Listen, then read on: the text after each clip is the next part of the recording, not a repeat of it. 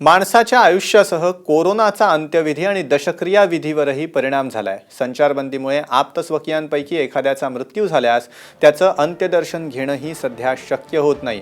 लॉकडाऊनमुळे अंत्यविधीच्या वेळीही केवळ कुटुंबातील मोजक्याच व्यक्ती उपस्थित असतात।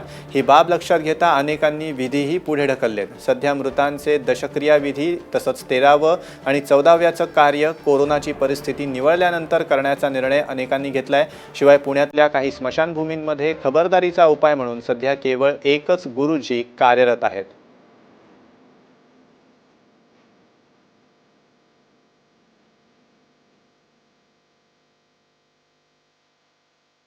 सत्तर टक्के 60% लोकांनी मान्य केले की लॉकडाऊन संपल्यानंतर आम्ही विधी करू।